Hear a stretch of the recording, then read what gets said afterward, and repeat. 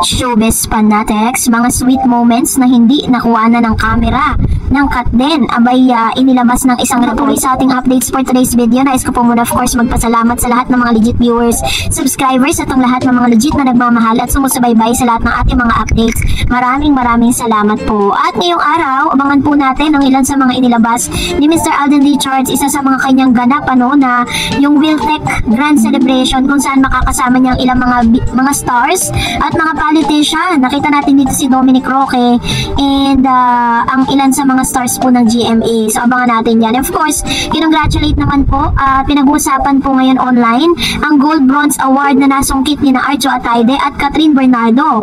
Yung kanyang pelikulang A Very Good Girl ay talagang overflowing po yung mga kanyang mga natatanggap na award with that particular movie. So deserve naman ni Miss Catherine Bernardo ang lahat ng yan. And now let's talk about this one kasi ngayon po, sobra po yung mga panglalait at mga pambabash nararanasan po ng mga Katden followers at ng ilang mga Katden na defenders patungkol po sa dahil syempre nananahimik na yun si Catherine at si Alden Richards, walang masyadong mga ganap, kaya tuloy iniisip ng ilan wala naman daw talagang Katden. Pero natatandaan niyo po ba yung isang programa na kasama niya si Mr. Jobert Socaldito na nagsasabi po siya na parang wala naman daw talagang namamagitan or wala po special na namamagitan between Catherine and Alden Richards. Pero yung kasama niya po na isang reporter, base po sa mga source na inilabas niya. Ito po yung panoorin natin. Si Alden kay Catherine during that time na sinasabi parang nagkaroon sila ng separation anxiety dahil matagal din sila nagkasama sa shooting nila sa Canada dahil siguro agad nilang mamimiss ang isa't isa kaya may ganung eksena. But ang sinigurado ng kausap namin is hindi lahat ng nakita natin sa ganun ay yun ang naganap or yun ang nakapture ng camera. Ibig sabihin nito mga Katim Unbearable, bukod dun sa eksenang nagyakapan sila na to show na kung paano nilang namisa mo o mamimiss ang isa't isa nila tapos ng shooting nila sa Canada, meron pa palang mga sumunod na eksena na hindi na natin nakita. Yun ang sinikwento sa amin na sweeter, mas nakakakilig kasi nga siguro alam nila wala na siguro ng video sa kanila or kumukuha dun sa eksena nila. O diba? Kung ano man yun, sinabi na lang ng sources ko, diba?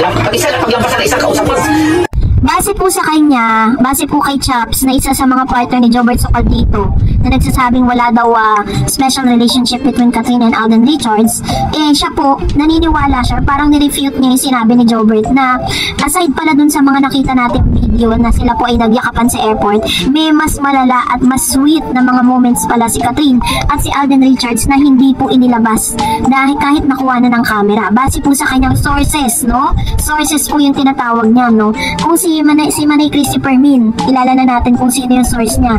Of course, ang pinaka-closest sa heart ni Mr. Alden Richards na si Mama Ten, So, sinasabi niya dito na bukod pala dun sa mga pagyayakapan at nakita natin mga behind the scene or BTS, pagbaba nila ng Canada, ay may mas malala pa palang mga sweet moments na itinatago ang Katden na hindi inilalabas sa camera. And nasimulan na rin pala yung mga videos na parang pang-promo para sa kanila kung saan in-interview sila ng isang nakita nating photos na kasama niyang ilan sa mga interviewer po sa ABS-CBN. Ilalabas na rin po nila yun, ini-edit na lang. Parang tinatago lang kasi sabay-sabay na ilalabas yun during the promo.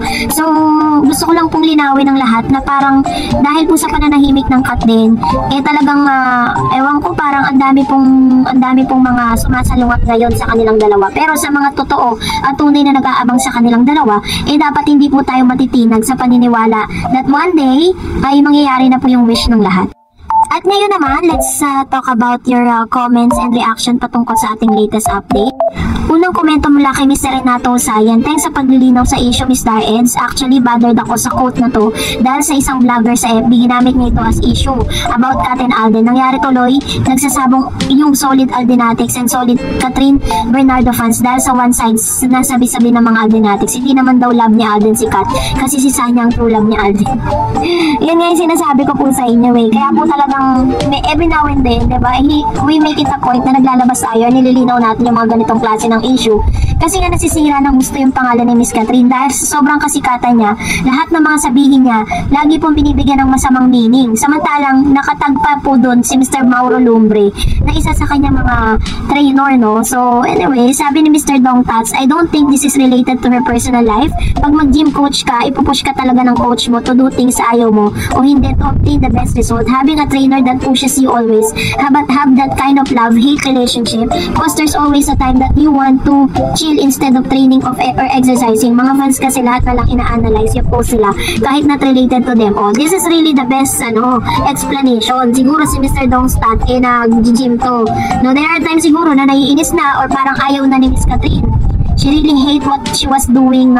Kasi hindi po madali na mag-training ka, lalo po sa katawan mo yung involved na parang sasakit yung buong katawan mo. Dahil yung katawan natin gusto nito magpahinga, matulog, kumain. Pero dahil kailangan niya po talaga na gawin to at may nagpupush siya kanya, doon pumapasok yung love-hate relationship. And tama po siya na wala po itong relasyon doon po sa personal na buhay nitong si Miss Catherine. And sabi ni Ma'am Shibergy, hi Ma'am Dars, good evening to you. Thanks for your update for Catherine again. Ma'am Dars, trending din si Daniel dahil sa nagpa-IV treatment din siya at mukhang paus siya at tinawag siya ni Direk si Ma'am Ivy. Mukhang pinipilit niyang sumaya. Pero Ma'am Dars, may isang lalaki naman na pumipila kay Miss Catherine. Biggest crush daw niya si Miss Catherine. Trending ngayon na Ma'am Dars. Ang pangalan niya ay Sandro Sales. Talagang ang daming nagkakagusto kay Miss Catherine. Ma-appeal kasi si Miss Catherine at utter beauty niya. Ang tagal naman ng pag-promote nila ng HLA. Bakit nga tahimik ang Kat din ngayon? Wala man lang paayuda ang Catherine.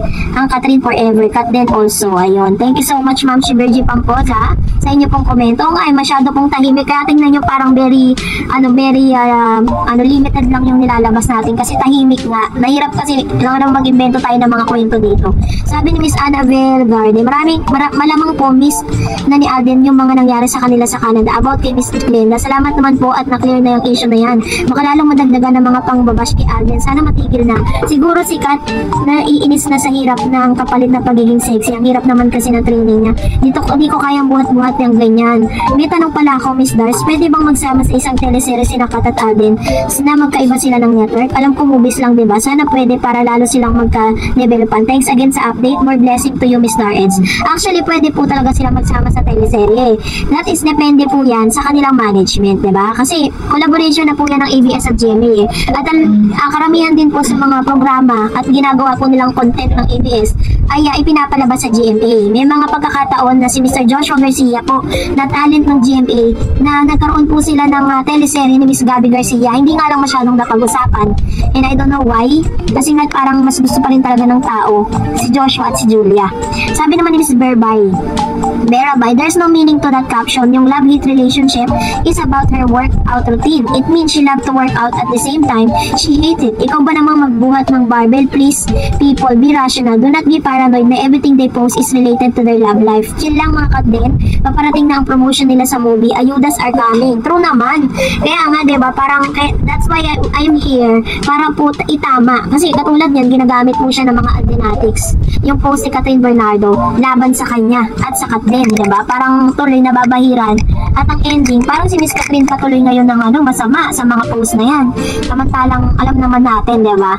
So anyways, ang mga hindi totoong Kat din lang ang talagang dyan, ang magiging kontrabida, no, sa mga bagay na yun. Sabi ni Ma'am Shelina Pagay, hi Miss Darren, so amazing. Thanks, a good explanation. Lahat pinapanood ko mga content mo, all ko na positive comments, nakakaloka yung mga negative comment na wala tayong makukuha. Kaya chill lang tayo. Hayaan natin ang love life nila. Basta masaya sila, masaya natin din tayo. Diba? God bless you always. Isa pa Alden at Kat is may mga usapan na yan sila. Yes po. Totoo po yan.